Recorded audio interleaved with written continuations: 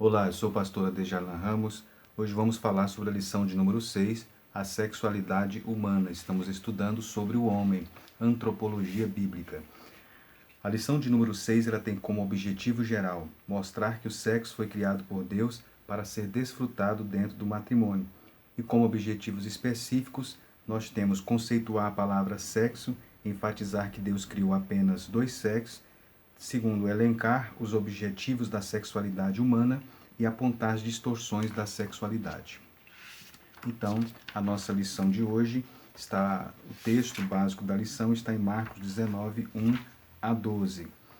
Deus, ele criou o homem, nós já vimos isso em aulas anteriores, e Deus, além de criar o homem e a mulher, Deus constituiu também o sexo para ambos pudessem desfrutar.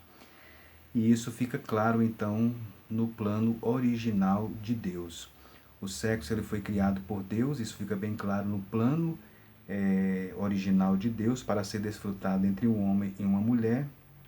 E o sexo tem também o objetivo biológico para a procriação. Nós vamos ver também ao longo da lição esses pontos que nós acabamos de abordar vão ser trabalhados, além de outros pontos. Bem, primeiramente, nós sabemos que no período do Antigo Testamento nós tivemos as impiedades de Sodoma e Gomorra. A cidade de Sodoma e Gomorra, registrada no Antigo Testamento, elas foram severamente punidas por Deus por causa da sua licenciosidade. E nós estamos vendo na nossa sociedade atual o ressurgimento de Sodoma e Gomorra. Ou seja, nós temos então nos dias atuais a Sodoma e Gomorra dos dias atuais, do período então que nós estamos vivendo. Nós podemos dizer que a sociedade que nós estamos vivendo, ela é uma sociedade marcada pela erotização. Então nós temos hoje a civilização do erotismo. Se nós estudarmos acerca das civilizações antigas, inclusive e principalmente a civilização greco-romana, nós vamos observar que era uma civilização erotizada. Zeus, por exemplo, na Grécia, ou Júpiter em Roma, eles eram deuses libertinos, eles eram deuses licenciosos. Inclusive, eles corrompiam as donas de casa e as donzelas pelas cidades gregas e romanas. É o que diz então a crença nesses deuses. Mas nos dias atuais nós observamos que existe também os Zeus da atualidade. Eles estão por aí, certamente ostentando outros nomes, como a gente pode ver pela mídia, de todas as formas, mas eles estão depravando os seres humanos e enaltecendo então as práticas que contrariam então as escrituras. Nós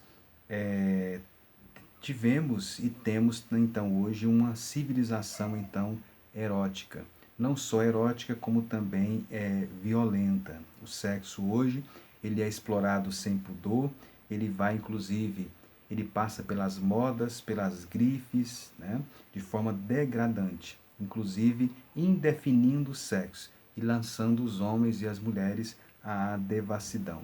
Passa pelos quadrinhos, pelos filmes, passa por vários elementos da nossa sociedade. Então nós temos uma civilização erótica. Isso formou então a cultura do erotismo. Isso formou então a cultura do erotismo. No mundo pós-moderno, através do cinema, nos ateliês, nós vemos então a cultura do erotismo ela sendo perpetuada, inclusive sendo repassada para as novas gerações, inclusive com uma adultização precoce das crianças, de forma perversa. Através hoje da televisão e da internet, nós temos então o ressurgimento das Afrodites e também dos Apolos então da atualidade.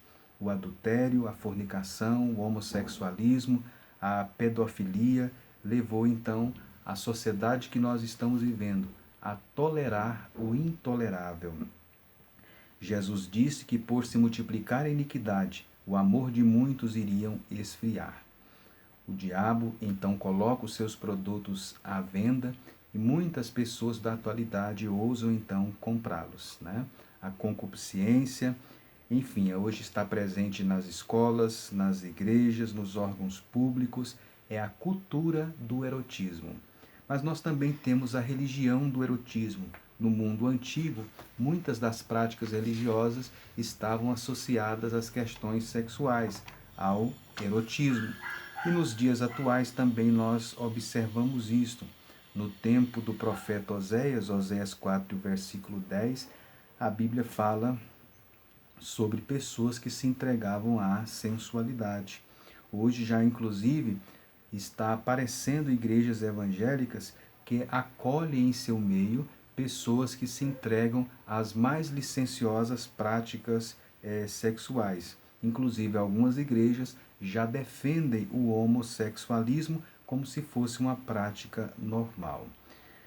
Portanto, é a religião então do erotismo. Hoje nós vemos em alguns lugares cultos que são verdadeiros momentos de sensualidade, com danças eróticas, com gritos ensurdecedores, com músicas e luzes apagadas, enfim, é um desastre a espiritualidade.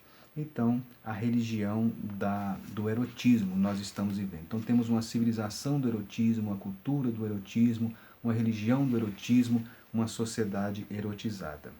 Bem, primeiramente, no comentário da lição, o comentarista mostra a definição de sexo. Ele define sexo como, segundo o dicionário Horais, a conformação física, orgânica, celular, particular, que permite distinguir o homem e a mulher, atribuindo-lhes um papel específico na reprodução. O homem, então, é identificado pelo seu sexo logo ao nascer. Nós observamos isso desde o primórdio da humanidade no livro do Gênesis. Deus criou o sexo, é outro ponto. A Bíblia, as Escrituras, faz a distinção do sexo e nos mostra Deus também como criador do sexo. Os anjos foram criados como seres assexuados, mas o homem foi criado como ser sexuado. Nós observamos isto já no relato do livro do Gênesis. E Deus criou também, segundo o Gênesis, dois sexos, ou seja, o masculino e o feminino. Então devem ser tratados como sexo e não como gênero.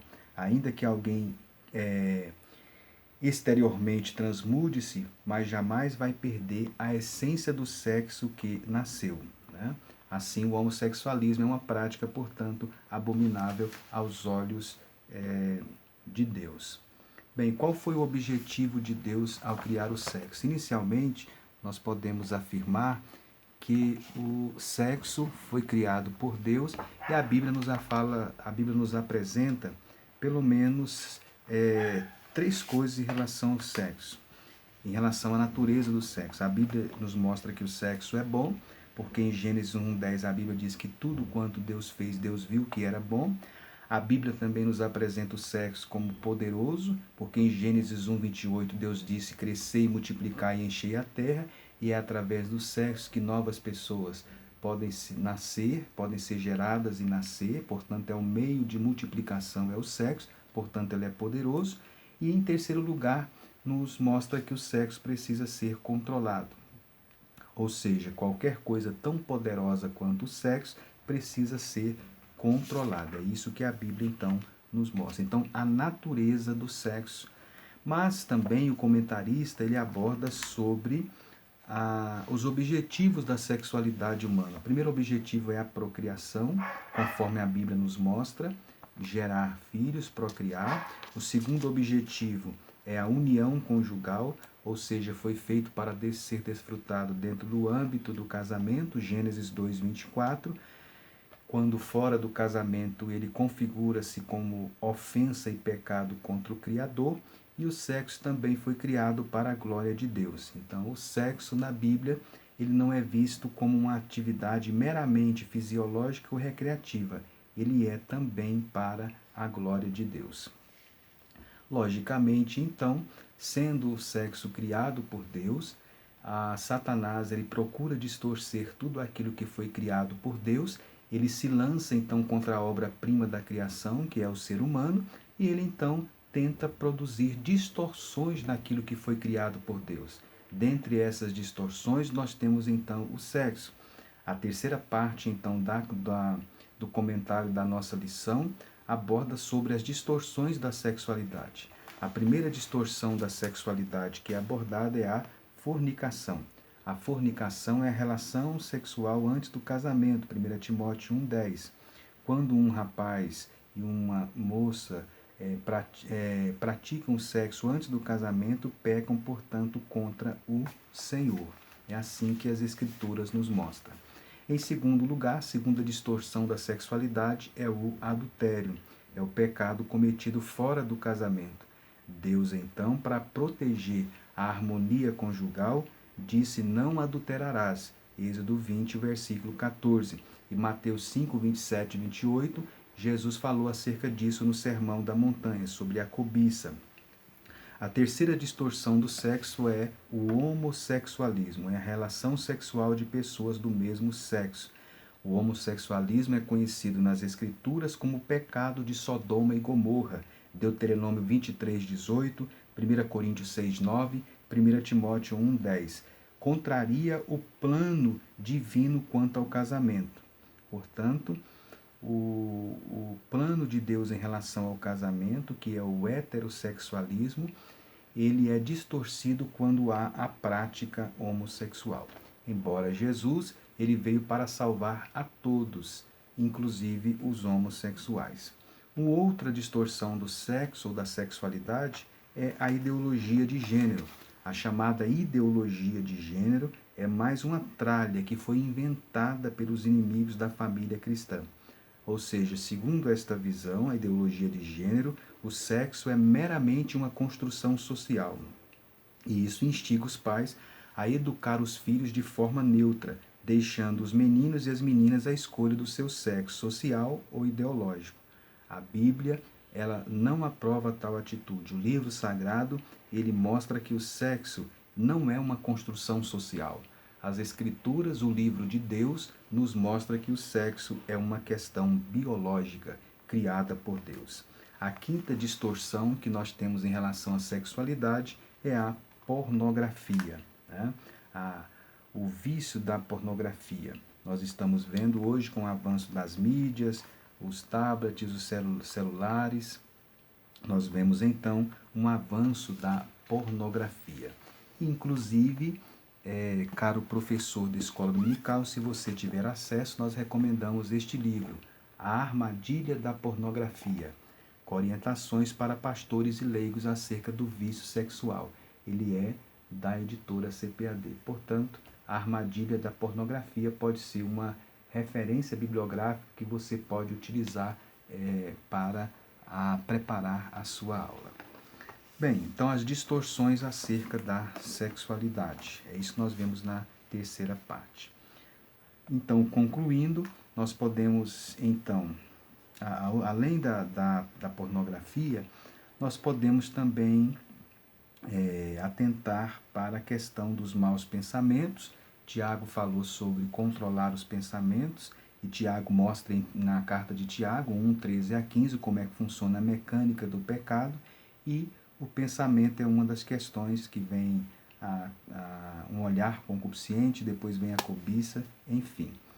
Então, concluindo, nós podemos afirmar que o sexo ele foi criado por Deus para louvar, para exaltar a Deus, por intermédio de uma vida santa e pura. Esse é o objetivo de Deus. Portanto, caro professor de escola dominical, outra material que nós também indicamos, quem sabe você pode ter acesso, é este livro, Sexo Não é Problema, Lascívia Sim, da editora Cultura Cristã. E também esse livro, Sexo e a Supremacia de Cristo, de John Piper. Né? São livros, então, que você pode utilizar como referência bibliográfica para você preparar as suas aulas. Então, relembrando os principais pontos então da lição, que você então defina o que é sexo, mostre então que Deus é o criador do sexo, mostre também o que a Bíblia fala sobre a natureza do sexo e os objetivos então do sexo, conforme abordado na segunda parte do comentário, e depois comente sobre as distorções da sexualidade, conforme a lição traz. Você pode contextualizar estes assuntos, trazer de forma prática também para a sala, e eu creio que o assunto é bem instigante, inclusive pode gerar a participação, então, dos alunos. A conclusão a que nós chegamos mediante esta lição, que, segundo a Bíblia, nós não somos um ser meramente fisiológico, nós somos a imagem e semelhança de Deus. E é assim que nós devemos, então, nos ver e ser tratados, né?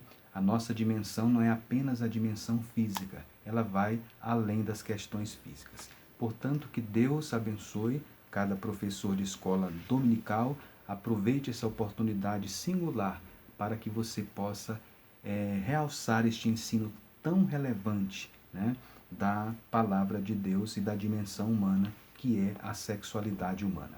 Que Deus o abençoe e até a próxima lição.